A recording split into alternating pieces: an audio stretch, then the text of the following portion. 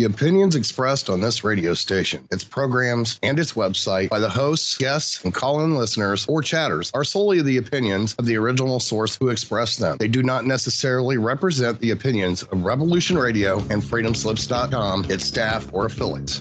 You're listening to Revolution Radio, freedomslips.com, 100% listener-supported radio, and now we return you to your host.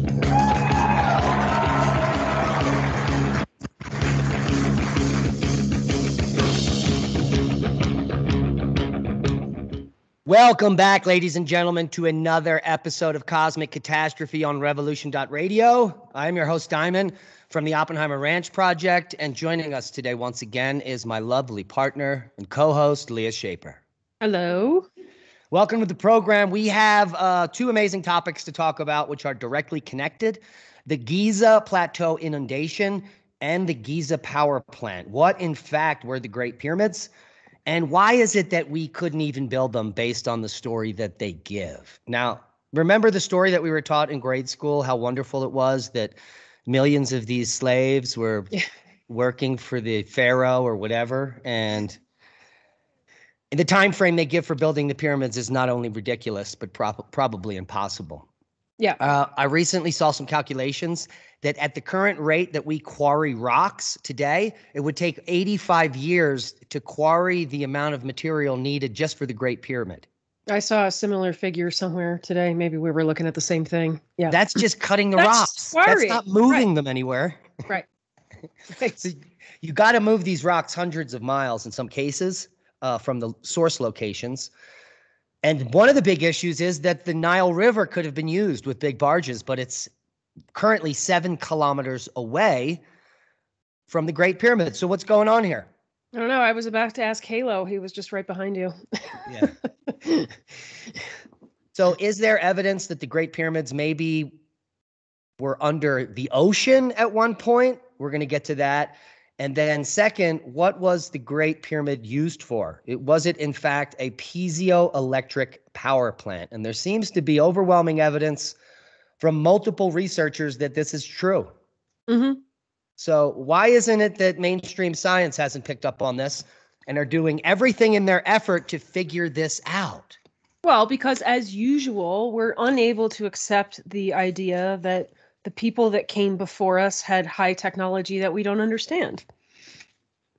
What if it's so simple to understand that the reason that they don't want to point it out is because it simply would result in energy prices dropping towards zero? Well, that's the next thing I was about to say, right? I mean, it's the same reason that all of Tesla's research basically disappeared after his death, right? Because he established a mechanism for free electricity, and it's quite possible that the pyramids did the same. Yes, indeed.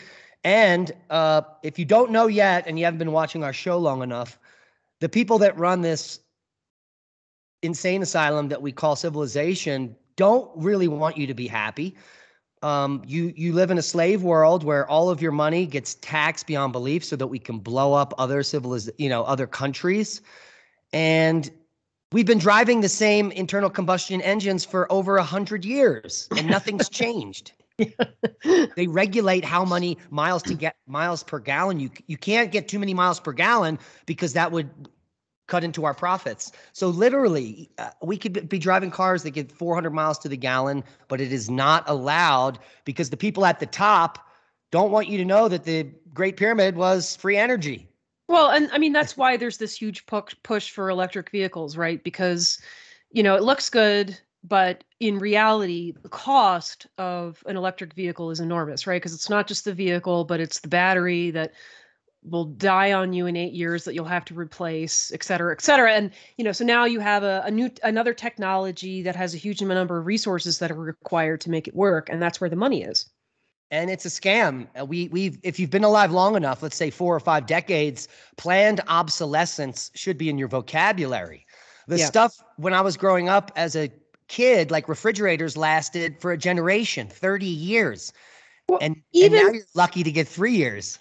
even like 15, 20 years ago, that was the case. I was buying washing machines that would last for like 20 years, but that's not the case anymore.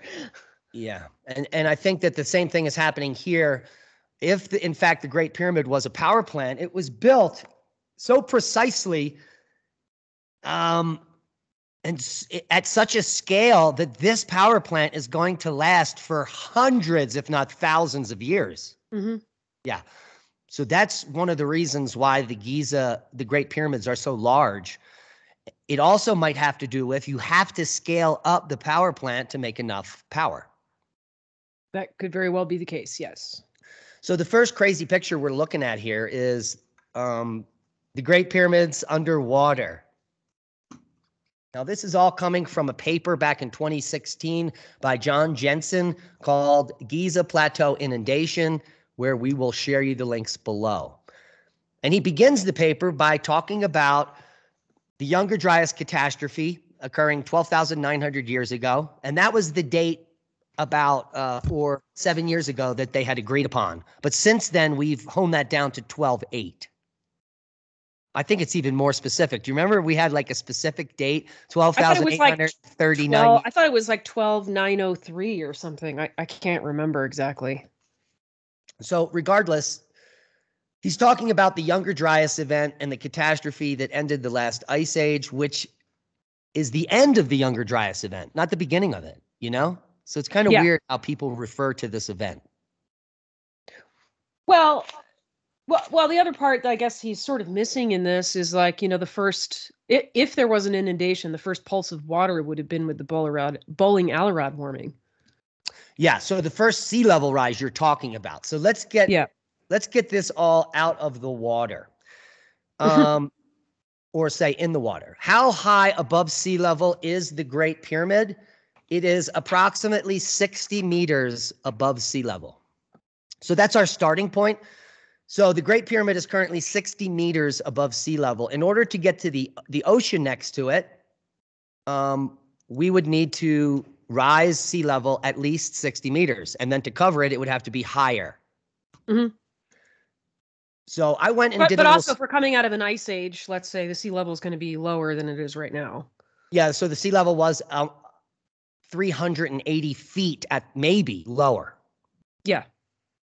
But right now, the pyramids are 60 meters above sea level. So the question is, if we melt all the glaciers, if we melt all the ice, will the Giza pyramids go under the ocean? And the answer is startlingly yes.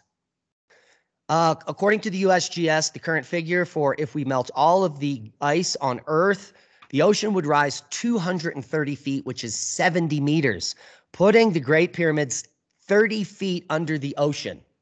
Mm-hmm. Now, it is hypothesized that around 9,000 years ago, that may have been the case, that sea level could have been 230 feet higher than today. But that is not in the time frame of the Younger Dryas catastrophe, is it? No. It's at the end of the sea level rise period, starting with the bowling alley rod and ending in the Holocene. Yeah. So that doesn't work, does it? Yeah. But the possibility of the pyramids being under the ocean exists, and they could have been underwater about 9,000 years ago. So do you want to discuss some of the evidence in the paper? Sure. One of the things that I do find most interesting that he talks about in here is, I think there are about 3 different lines of encrusted salt on the pyramids, both on the outside and the inside, which could certainly suggest seawater inundation, right? Exactly. And the first one is really high up. Yeah. Let's see. I don't have those numbers offhand at the moment. I believe the first water line is 255 feet up the side of the pyramid. Okay. In fact, it's halfway up the side. And there are some historical accounts that when the casing stones were still on the pyramid in antiquity, that you could walk into the Giza Plateau and notice the water lines, the watermarks on the pyramid. Right. So the first high line that's 255 feet up there has a light salt incrustation. which is not similar to the lower incrustations, Right. which appear to penetrate deeper into the pyramid structure. Right. And because of that, he hypothesizes, let's say, like I think it's like the second line down, that's much thicker. The suggestion would be that that inundation lasted for much longer than the higher inundation. And so, interestingly enough, those are only like 14 or 15 feet above the ground. Yeah. And so that could correspond to a sea level high stand around 9,000 years ago when there's no one here and the ocean is all the way up, 15 feet above the pyramid. The pyramid is in the ocean at this point. Right, right. And it would have been a short period of time, just a few hundred or thousands of years, because sea level has since dropped since its high stand to where it is now. But we're all scared that it's rapidly rising. For which we have yet to see the evidence of, right? Yes. So here's my idea with the information that we know about since 2016 and all the work we've done, and just this little cursory geology that I looked into as far as melting all the ice on Earth, that the pyramids may have been underwater at a shallow depth for a long period of time during that warm high stand around 9,000 years ago. Yeah. Now, what might have happened at 12/9 is a catastrophe, and we've talked about this. So we've got a comet coming in. It hits the ice sheet. Pieces hit the Atlantic, and we discussed how the Comet Research Group and many others portrayed the event as the sloshing of the Atlantic Ocean with tsunamis going back and forth. Sure. And if you look at altitude, here's Giza, here's Cairo, here's the plateaus up here. If you look, here's the Mediterranean. If in fact some sort of tsunami came washing in here, it is quite obvious. You see these flow lines right here, up and down? Yeah. And down here, that something washed across here, and it washed right through Egypt. You can even see these lines here. Yep. Almost as if a tsunami, it came from this direction, splashed and washed all the way. Look at that. Mm-hmm. You could just follow the lines. Mm-hmm. And then drained out down here. And so this might have been a catastrophe that occurred at 12/9, sending a tidal wave 300 feet high into the plateau, and then it would have hit the pyramids 240 feet up. Mm-hmm. And because there's limited salt, it's because it's only one quick, a few tsunami waves that hit. Yeah, yeah. And it makes sense, too, in respect to the fact that tsunami washing back and forth in the Atlantic is going to push a lot of water into the Mediterranean, right? And that's almost like a secondary tsunami, because you're suddenly pushing this water into like a smaller area. Exactly. And that also might explain why there's so much water washing over Africa right here near Mauritania, because the water can't get through the Straits of Gibraltar. It hits that, and then it pushes over the continent here. Yeah. And we have the same kind of washing lines here as if something came in or came out here near Mauritania. Huge, vast quantities of water that flowed straight across here. So there's water flowing in multiple directions across Africa in antiquity. We can see that today. Similar things happening here in Saudi Arabia. Looks like huge floods came through here. I mean, how do we distinguish that, though, from, let's say, like wind erosion of sand that we would have in modern times? There are dunes here, but they form different patterns. See, if we pull up, there are sand dunes here. Yeah. We're looking at a larger erosional. A larger pattern. Yeah. From the surface. And there have been studies done comparing wind and water erosion to these features. In the work of Randall Carlson and several others who did a detailed analysis of these features, you can conclude with high resolution that this is probably from water erosion. Mm-hmm. And it has to be huge amounts of water. They calculated the dune size over in Mauritania that the water would have to have been 1,000 feet deep. Mm. That's a huge tsunami. Mm-hmm. Mm-hmm. And 1,000-foot tsunami would wash across the entire continent. Yeah.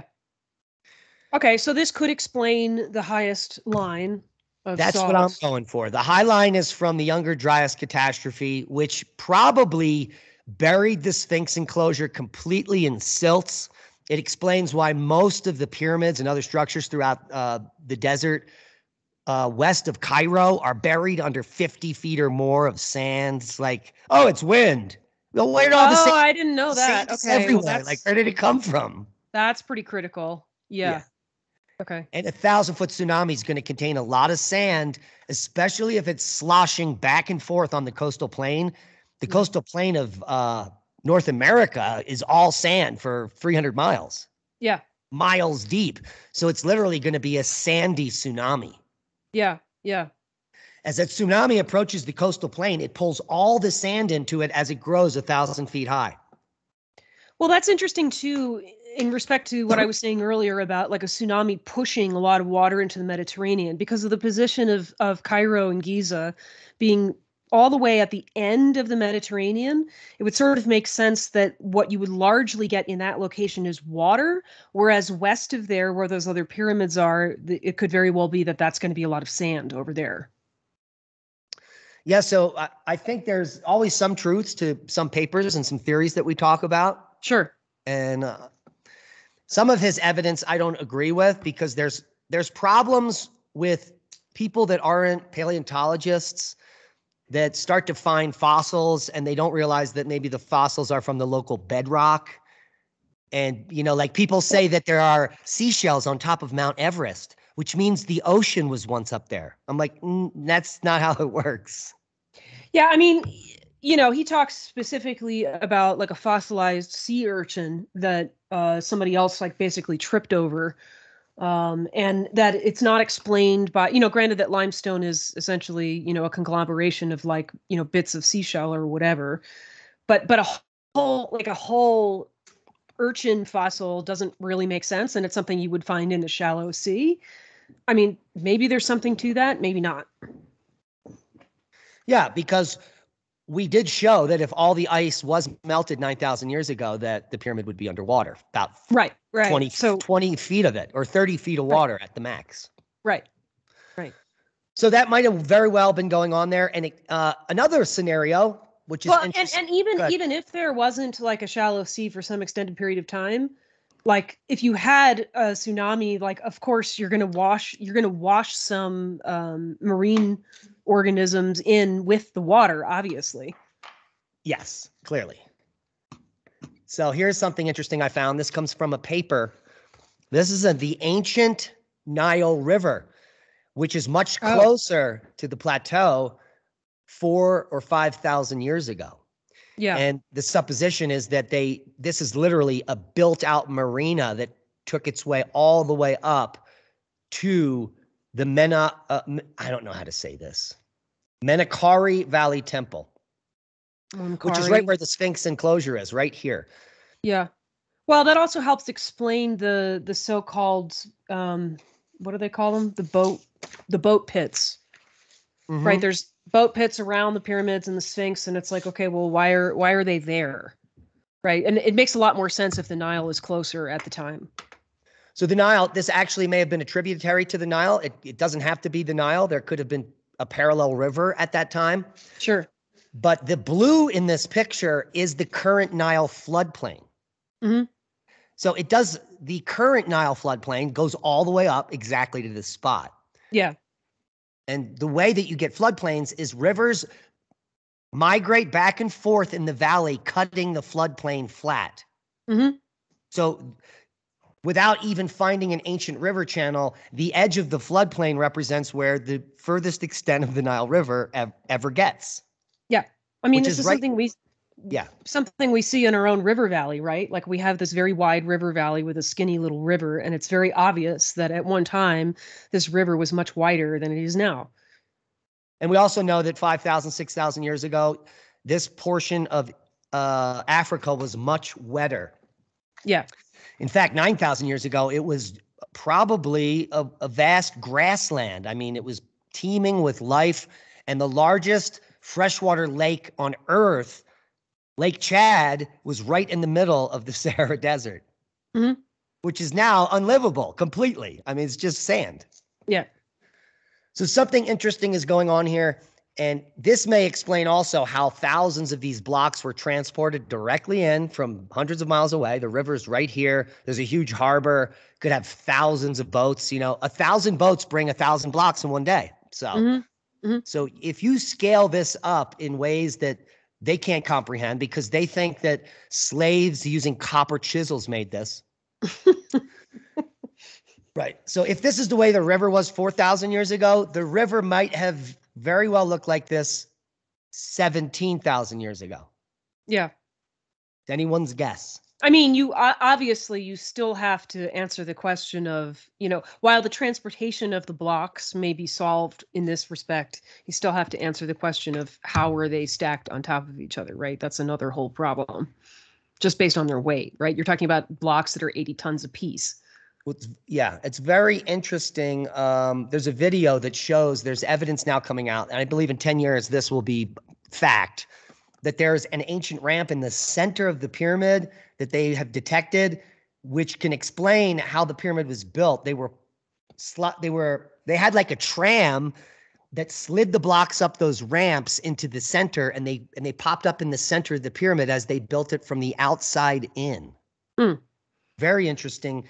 Go check that out. I didn't pull that up, but we only have an hour to talk about this, and we haven't even got to the power plant part.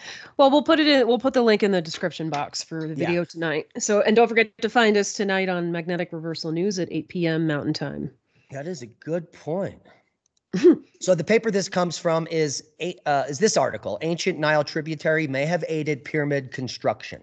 And they use pollen from sediment cores that shows a now dry channel cutting through Giza was once a flowing waterway.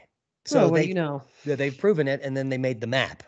So this is based on pollen analysis. So back during the time when the Egyptians were claiming that these were tombs for their pharaohs, they found these. They came upon them during a time of plenty in this part of the now desolate Sahara, and they moved here.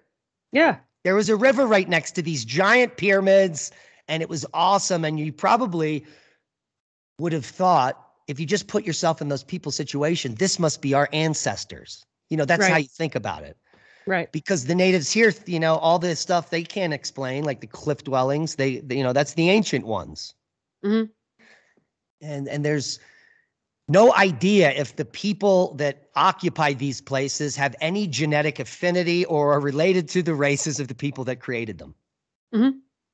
Just like then if you come and occupy a site like this, it only makes sense that like your rulers are probably going to claim, let's say, possession of the pyramids themselves in terms of construction, or at least say that your gods made them, but you will claim a direct connection to these things, right? Because of they're large and inexplicable to you. And so as a source of power, claiming that you know what these are, what they're for, or who built them, that's a source of power. It only makes sense. Yeah, and an interesting enigma is that in all the hieroglyphics, which there are hundreds of thousands of hieroglyphs throughout the Giza Plateau, and pictographs and stela and artwork, none of them depict a single slave making a pyramid. Yeah. So therein is the enigma. The Egyptian people, the ancient Egyptians, had no knowledge of who built the pyramids. They found them, or else they would have wrote about it. Yeah. And because why wouldn't you, right? Why would you not document that? Exactly. So there's a big problem here. We also know that the Osirion, which is on the Giza Plateau, is much lower than it's below the level of the bottom of the pyramid, which makes more sense during the end of the Ice Age when sea level is 300 feet lower. Yeah. So that the elevation thing is kind of interesting. Yeah. And so, but who are these people? Are these the Atlanteans? Right. That's the question. Right. Is this the only outpost of the Atlantean culture that made it because it happened to be in the middle of Africa? Right. And most of Atlantis was in the middle of the Atlantic? It's anybody's guess. Yeah. So then, let's go back to the paper here. Oh, so I had a few other questions before we finish this up in the first half. Yeah. The question was on tectonics. Has the Giza Plateau gone up or down over the last few thousand years? Right. And A question that's also raised in this paper, too, as a possibility. So Wayne Rutledge, an archaeologist and college lecturer, writes this. The question was, how much has the Giza Plateau moved with the tectonic movements since the Great Pyramid was constructed? Now, they're claiming the Great Pyramid was constructed 4,500 years ago. But the Giza Plateau is actually dropping. So it was 90 meters high 5,000 years ago. Oh, that's interesting. So that doesn't really help with putting it underwater. Yeah. Yeah. I mean, the salt lines really do need an explanation. And as what's his face, the guy that put this paper together, John Jensen, points out, other people have noted that, you can have some geochemical reactions with the limestone that would create salt, but that doesn't explain why the salt is in lines, like it's an encrusted line. So like that really does need answering. Yes.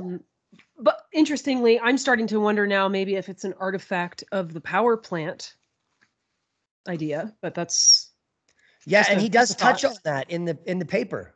He does? Yeah. He put the idea in my brain and I didn't even realize it. He claims not the salt part. Oh, okay. But he claims that the dissolution, the weathering of the materials that the pyramid are made of can also create salts. Well, right. He brings that up as like people have raised that as an objection to the idea of inundation, but that idea does not explain a line. Right. So it doesn't explain it having an elevation. The salt level has an elevation. Right. Like if the whole surface had a salt on it, it would make more sense. But I mean, and the other thing that he brings up in here a lot is the type and amount of erosion on the pyramids. But as you've pointed out, this is sort of a natural erosion of this kind of material. Let's get to that. So he shows some of this eroded limestone with these pock marks in it. And I think I pulled up a picture.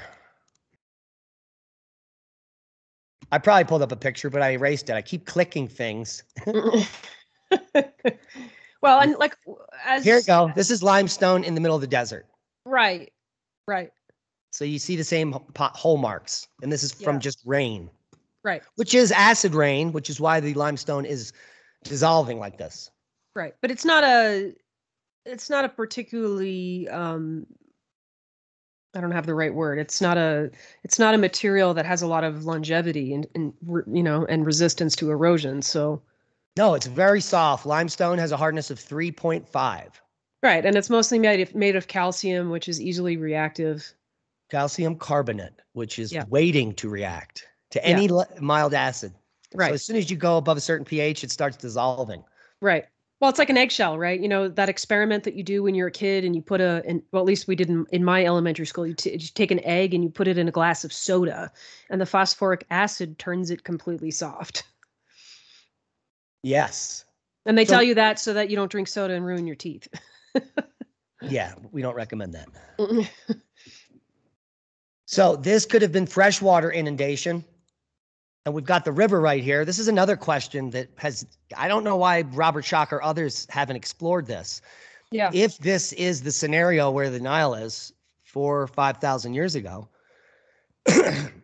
wouldn't there still be flooding where it comes above the banks here and floods the plateau, which could explain water running into the Sphinx enclosure and creating that water erosion? Yeah. And so, yeah. I think the thing that needs to be looked at is, let's say on the Sphinx, is look at the erosion pattern and amount higher up on the Sphinx versus lower, right? Like if there's more erosion at the bottom, I think you could probably pretty conclusively say that that's a result of inundation rather than a period of time where there's a lot of rain in this area, right? Like obviously if there's a lot of rain in the area, you're going to get a pretty consistent erosional pattern. Oh yeah, straight across the board. Exactly. Yeah. Because that would have to be sheet flow from heavy rains moving across the surface, and everything would be eroding similar all the way around. Right.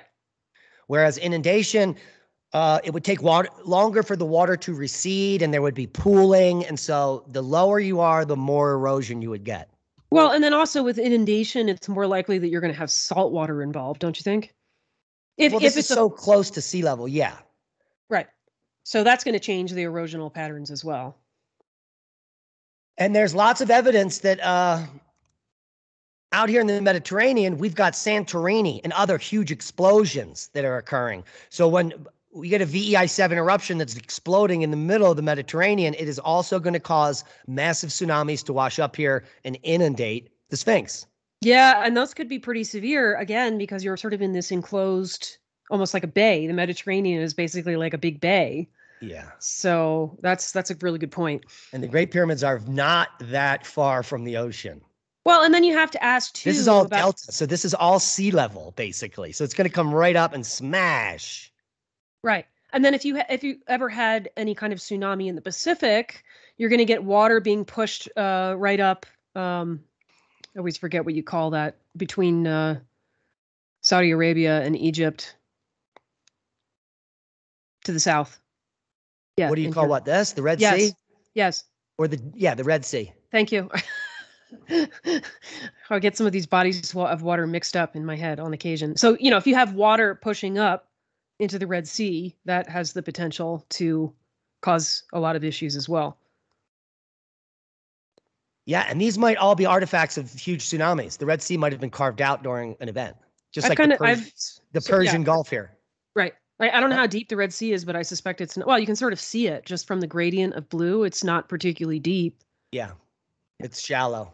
Yeah. So that obviously that was all like, part of one continent at one time. At the moment, it's not. All right, so we've covered the erosion that he went over. Here, look at this. Is this the boat docks? Yeah, it's one of the boat pits. Interesting. Yeah. And he's got more pictures of erosion, which could be freshwater and it could be saltwater. And there's multiple lines of evidence that we've just discussed in the first half that suggest that the pyramids could actually have been underwater recently, meaning in the Holocene, 9,000 years ago, the ocean might have been lapping right up there. Yeah. So now what's interesting is... Which, by the way, I feel like really helps support the evidence that the pyramids are far older than what we've been taught, right? Like that they're part of the Ice Age era, because otherwise, why would you put them there? If sea level's that much higher, you wouldn't put them there. No, that would be stupid. So in researching this paper, he concludes that I don't know if he concludes, maybe he read someone else's book. Mm-hmm. But he concludes the Great Pyramid was a machine that could extract the electrostatic field from the ambient atmosphere, functioning to a degree, something like a lightning rod. Mm-hmm.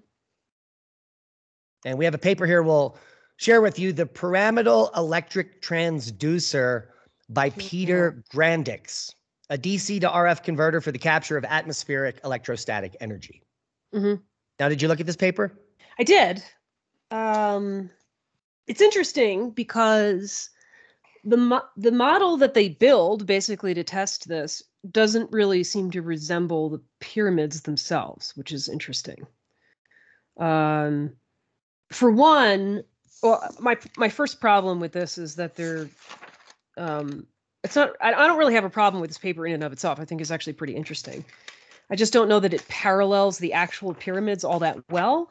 So it talks about, making a pyramid model, a small one. I think it's only like 1 foot base length pyramid, and they say that they're using the external surface of this pyramid is conductive.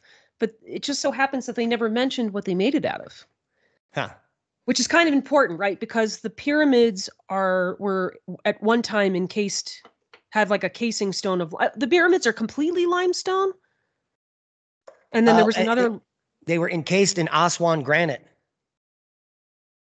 Oh, I thought the casing was limestone itself. Limestone is what we see now. Okay. Well, and I always think it's interesting. It's like, why were those casing stones removed? Does anybody know the answer to that? Like, I find that sort of suspicious. Like, They were stolen to be used in construction of other buildings is the story. oh, okay. Okay. But in Well, the that's possible. video that you sent me, Yeah. The one I he sent you, talks like, about the casing, the pyramid being cased in limestone. it does say that. Okay. That's why I was confused. Which is kind of interesting. And then the way that the power plant works in this scenario is absolutely fantastic. You sent me this video? Yeah, no, this is a great video. It's like an extension of Chris Dunning's theory. Christopher Dunn. Christopher Dunn. It's like an extension of his theory, right? So it takes the basic premises of Chris Dunn's model and then kind of elaborates on it. But the reason I mentioned the casing stones is because if they were limestone, they would be insulating, not conductive. Right. But even in this, and granite, I guess I'm not really sure. I guess granite would be somewhat insulating as well. But this paper also does acknowledge that the granite would be the quartz crystals that you need in an amorphous state because it's okay.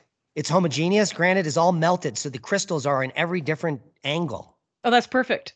So that's actually it's going to create the resonance inside. So it's almost like we have quartz radios and quartz watches. Yeah. The same kind of idea. That would be the source of the quartz. Right. Right. And that like sort of amorphous construction you're talking about, it's very similar how the electrons in metal work, right? The electrons in metal, they kind of move around and they're not like super structured and they flow easily. And that's why metal is conductive. So it's kind of similar in this respect.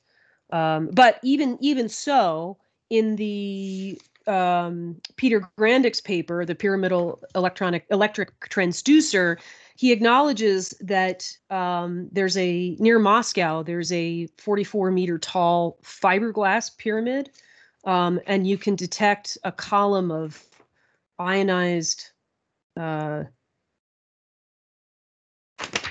the word I'm looking for? Just an ionized column of air over the top of that pyramid, just by it sitting there. And there's not what's inside of it. I don't know. I didn't look into it. Yeah. So there's something about the structure of a pyramid that allows some amount of conduction to actually just happen, which is interesting.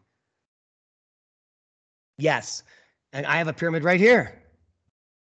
Right. So I mean, it may help explain the orgone accumulators, et cetera, et cetera.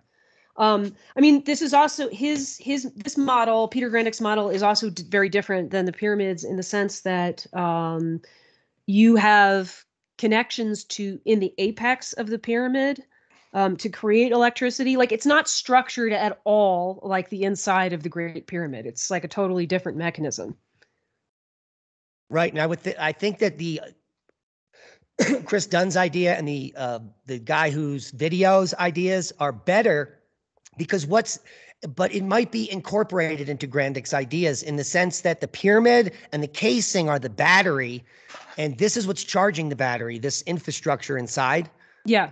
And so it might be two ideas are correct here. Yeah. Well, and the other thing that's cool that he points out in this paper is that we have something called a pyramidal horn antenna. There's a bunch of different horn antennas that we use to like capture radio waves and other kinds of frequencies. And the shape of the horn. Now, granted, that would be like taking the pyramid and turning it on its side, right? So the horn is like the bottom of the pyramid. Yeah. But we have these different shapes of pyramids in order to capture different kinds of frequencies. So, I mean, that's notable as well. So, and the idea of this is Chris Dunn's 1998 drawing of the power plant. Mm-hmm. So the idea is that simple solutions. Well, first of all, the pyramid inside has no hieroglyphs. There is not a single marking in the pyramids. There is no way to move about inside the pyramids in the sense that there's no stairwells. Mm-hmm. They had to install wooden ladders to get around. So the interior of the pyramid is not for people. Right. And of course, we've never found any bodies in these pyramids either. So they're probably not tombs. Right. And the giant things they call tombs, the sarcophagi in there that weigh 100 tons, were probably containing chemicals of some kind that was running a reaction over a long period of time. Yeah. Now, how they figured this out is anyone's guess, because there has to be smaller scale versions of this before you build the big one. Right. And so this is it's such an understudied field. It boggles the mind. Yeah. These chambers are clearly resonant. People have been in them. They ring like a bell. They hold frequency. And it's not so that monks could go in there and do Gregorian chant, because there's no stairs. Well, and it certainly helps explain the shape of the king's chamber, right? Where you've got these chambers stacked on top of each other. Like, it's got to be for a technological purpose, not some other symbolic reason. I mean, it just doesn't make sense. Well, and also the evidence of this being some kind of a power plant with electricity and batteries are these two side shafts that come off that have been an enigma to scientists for years. The Secret of the Small Shafts of the Pyramid of Cheops by Stefan Bergdahl is the most in-depth dive into what these shafts are. Mm-hmm. So for decades, they were trying to get in there. And then when the heyday of robots happened with cameras on it, finally we could send a robot in there. And they sent a robot in there, and there's evidence of hundreds of other people trying to stick sticks up there to poke something out of it. Right. And they finally got to the end of it. And at the end, there is no end. There's a door. You can't get to the end.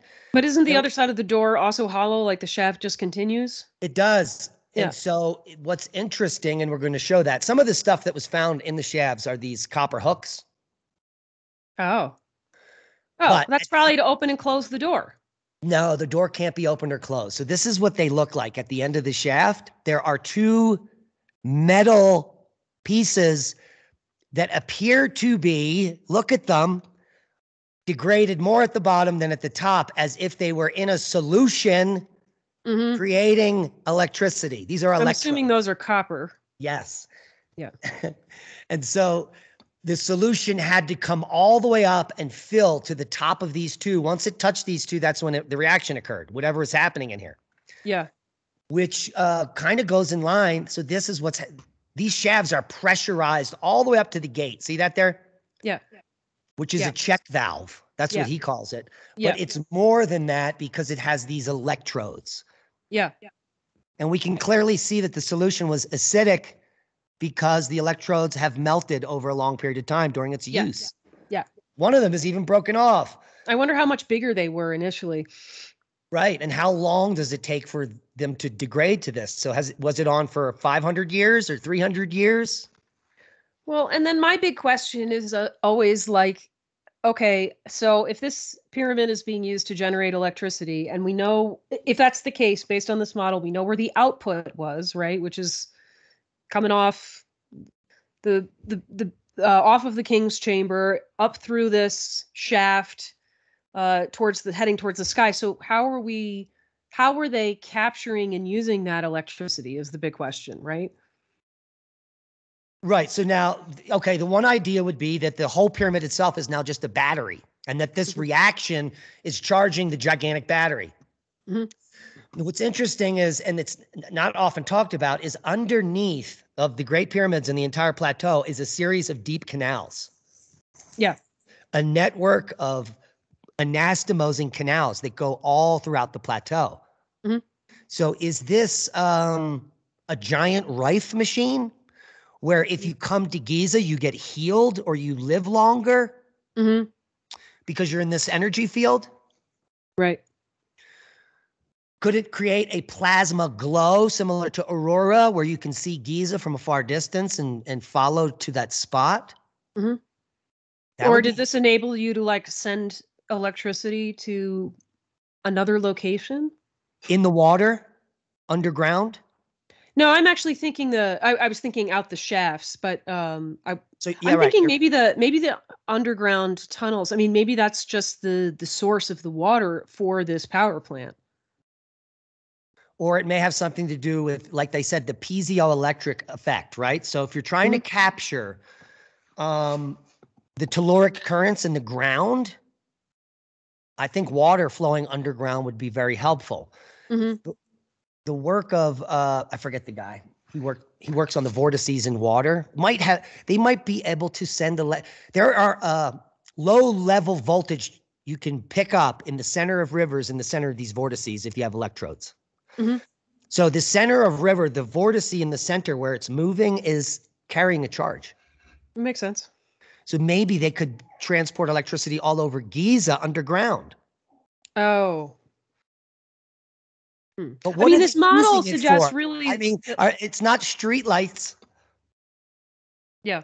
It's funny because the only depiction really that we have of high technology in Egypt, well, they did discover the Baghdad battery. Yes. Which is a solid battery that was in a clay urn. Yeah. So they knew about electricity. And this guy who made this video, Dan, I don't know how to pronounce his last name, Soko. Oh. I don't know how to say that. He talks about that there are other batteries that were found around Giza. Yeah, so that we've got batteries, and now we've got a pyramid, which might be a big power plant. What are they using the electricity for? There is one stela in Cairo, well, on the plateau, the Dendera light. Do you know that? No, I don't know about this. It's a picture of a gigantic light bulb. I could just pull it up. The Dendera light is okay. There. Here we go. It shows a giant light bulb connected to a lotus and a wire going to a battery that this dude is sitting on, which is kind of like grounding it. So this literally would be how a fluorescent tube works. You've got a glass tube filled with a gas, you have a filament inside, and you hook it up to a battery. Interesting. I mean, also interesting that the filament really looks like a snake. A snake. Oh, yeah. And the edge the way they connect the vacuum tube to the edge of this, the way they made light bulbs 10,000 years ago was not like we did today. Maybe they really did have a copper lotus at the tip. Right. Right. Right. So very interesting, the Dendera light. So what were they using to power this? It would be even more interesting if he was standing on a pyramid. But he's not. He's standing on this weird box. Yeah. So the wire just like goes into this box. Interesting. And here we have another picture. This clearly looks like a giant capacitor, which looks like the king's chamber again, or all the chambers up above the king's chamber, right? Yes. Why does it have arms? I don't know. It's holding up the light.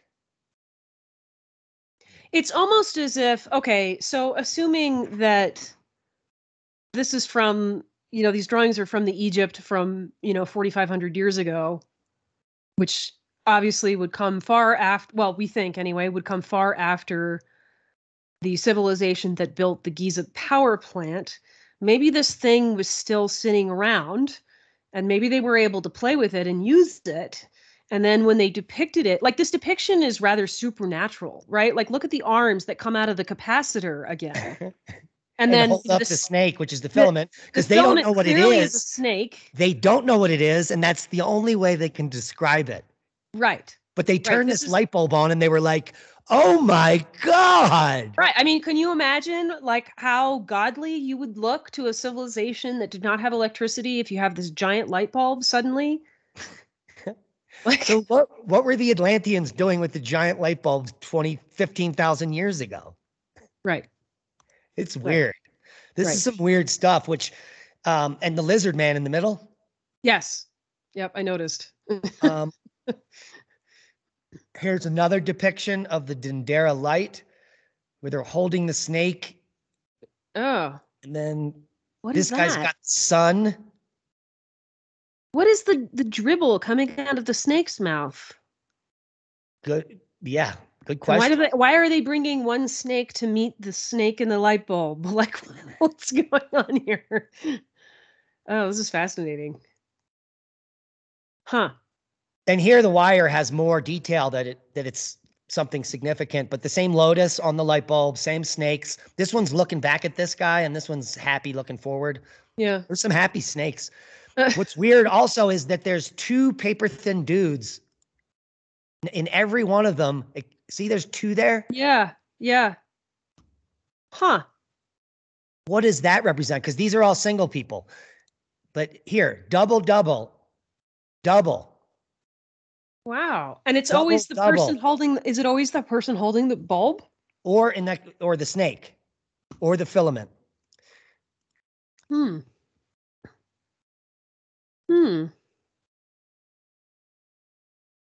I wish we knew what any of this meant, and clearly we don't. Yeah. Yeah. But again, Oh, that's interesting. Go back a second. Rex and I just got back. This snake motif is what the Native Americans use as the creation myth. Yeah. Well, look too, you've got the wire connected to the lotus again, but there's just no bulb. And then you have a second lotus, and then the snake hovers above that. Just a filament. Huh. No double people here. Yeah. Huh. Let's go back to that guy. Fascinating. Yeah. So the snake, in this case, would be the electricity. Yeah. Not necessarily the filament. If they had no idea, the glowing filament is the electricity. Mm-hmm. So the idea that this culture found a battery that was still operating that may have been 10,000 years old and had been under the ocean and is still working is insane. And, you know, we see again and again, like snakes representing things like comets, maybe. So streaks of light of some kind. So that's kind of, it's almost like what this is, like, oh, somebody found a little comet in a bulb. Very interesting.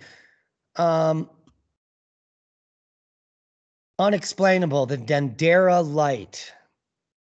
So pretty interesting show. Let's wrap it up.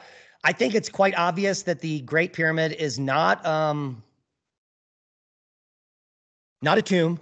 100%. Yeah. It's not a tomb.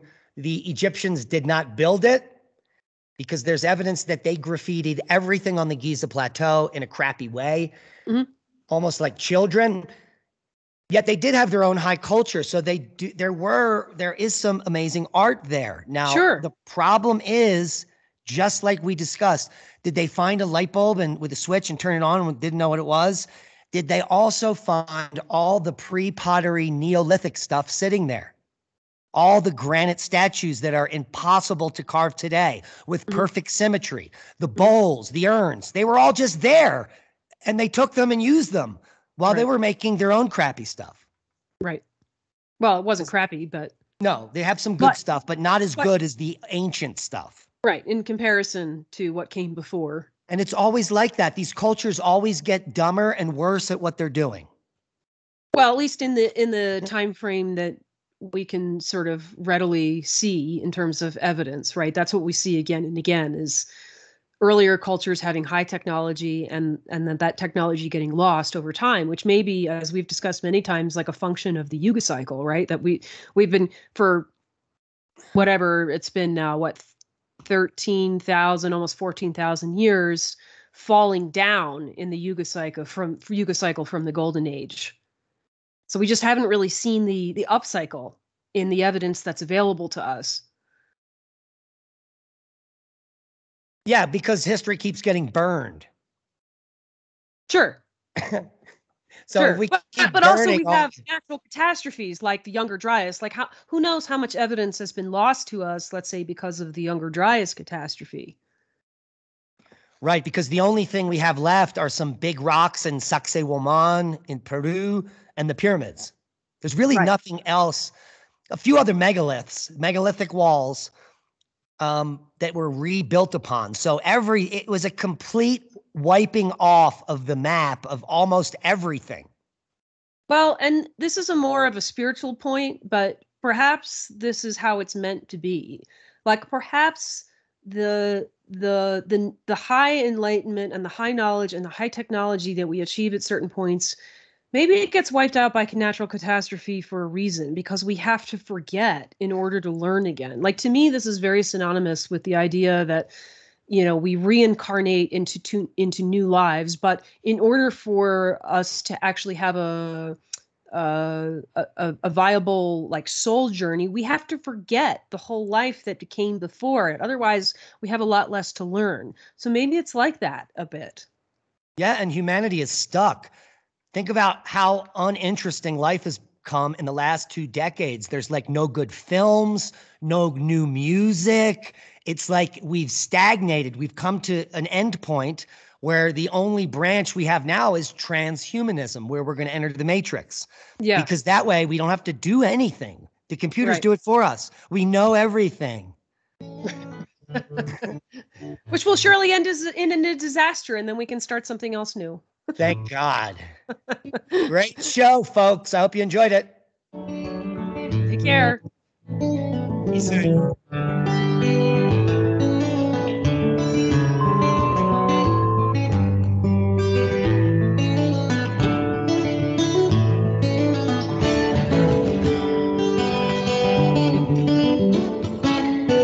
Listen to Revolution Radio at freedomslips.com. We'll be right back after this message.